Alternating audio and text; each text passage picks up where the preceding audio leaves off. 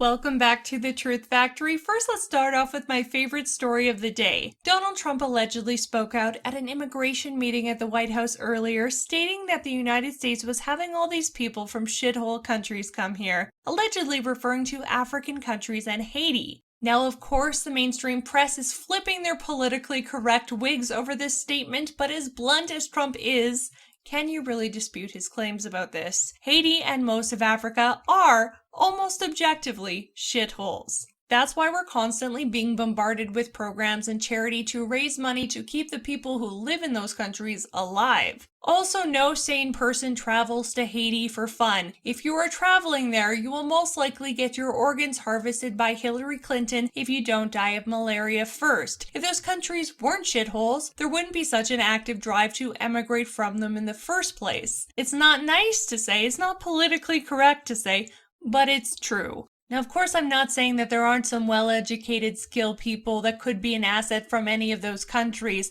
I'm talking about the averages here. And for an example, let's look at Europe that just allowed mass immigration from many African countries.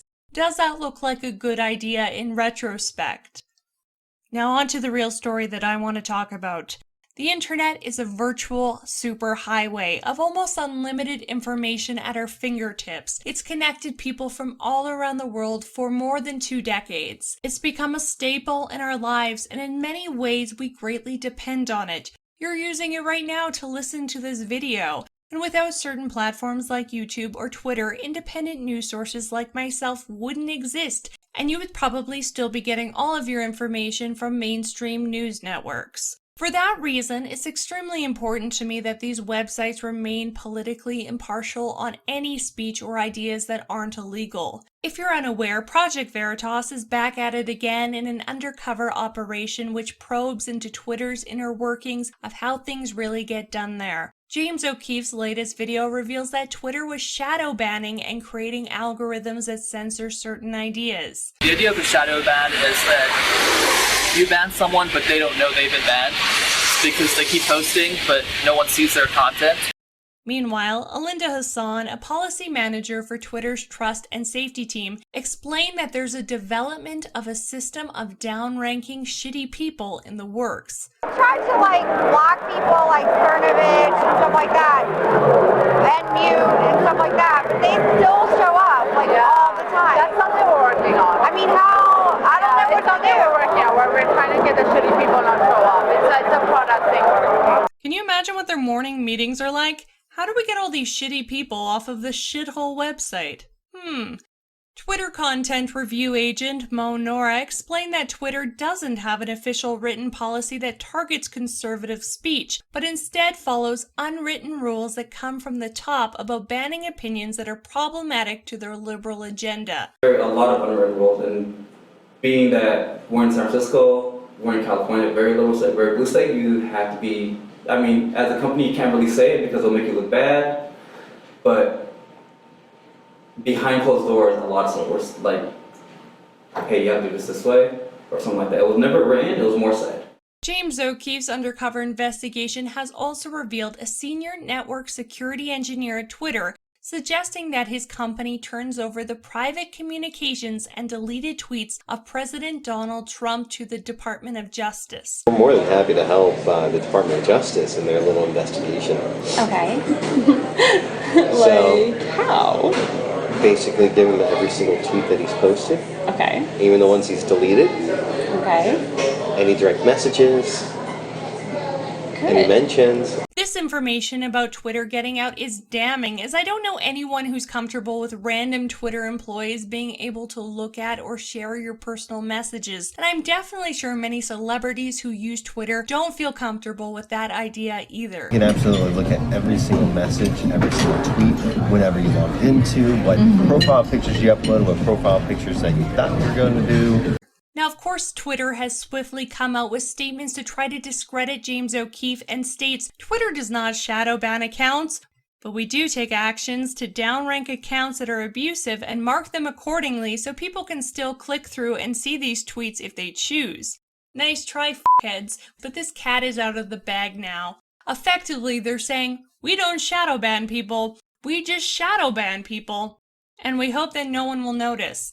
But this wasn't just one disgruntled Twitter employee they caught on camera. This was several employees that have exposed Twitter's practices in this video. This wasn't some editing trick here like Twitter wants you to believe. You can't put words in people's mouths. These employees were caught confessing, bragging, and partaking in specific political censorship and f***ery targeted at conservatives.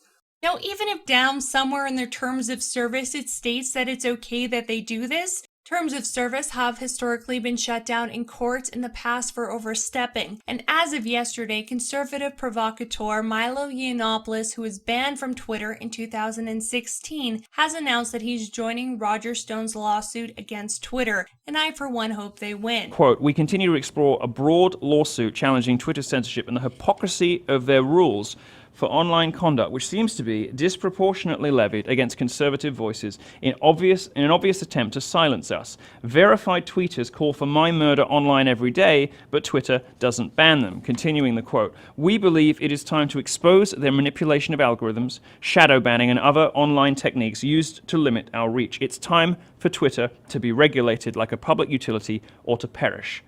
Because up until now, it's been the Wild West for these big tech companies like Facebook, Twitter, and Google, where if you're left-leaning, Twitter and YouTube are your megaphone, and if you're conservative, you get put in this virtual shithole box. And speaking of Google, it has the same issues that most Silicon Valley companies have. They're trying so hard to be politically correct and to balance the gender and race ratios in their company that they're actually discriminating against straight, white, conservative males. Former Google employee James Damore, who fits that demographic, sent a memo a few months ago to Google with solutions to their gender-based hiring issues backed up with scientific sources. This memo is problematic for Google because it forced them to address the elephant in the room. They tried really hard to suppress it, but ultimately, they fired James for hurting their feelings. Which brings us to now. Google has been served with a big fat lawsuit from Damore stating discrimination based off of his race, gender, and conservative views. James Damore's 161-page complaint is fairly damning, stating such things as Google having gender hiring quotas and that Google employees were encouraged to clap for female employees and boo at male employees. The report also claimed that there was a Google employee who sexually identified as a yellow-scaled wingless dragonkin in an expansive, ornate building. What's fun about playing with a building? That's not any fun. Who presented a talk entitled "Living as a Plural Being" at an internal company event. This isn't a joke, this is actually in the legal report. Having to treat people who sexually identify as dragons and buildings as totally rational beings is just a part of their work culture. But supporting Trump is apparently crazy and detrimental to their feelings, I guess. And who would want to have sex with a building? Now, political views are protected under California state labor laws. So you can't legally fire someone in California for having a particular political view. But Google's CEO said in an official statement that they did fire James because of his views. Google's best defense at this point would be to offer Damore a settlement, but it looks like Damore is out for blood instead, which I encourage. This lawsuit filed also reveals something very interesting. Google has silent alarms when well-known conservative figures enter Google's property. Some of the people on Google's blacklist include Alex Jones, Vox Day, and Curtis Yarvin, who's a well-known conservative blogger who's reportedly advised Steve Bannon, Peter Thiel, and other members of Trump's administration. And at one point, Curtis visited the Google office to have lunch with an employee. This triggered the silent alarm, alerting security because analytical thinking is dangerous at Google.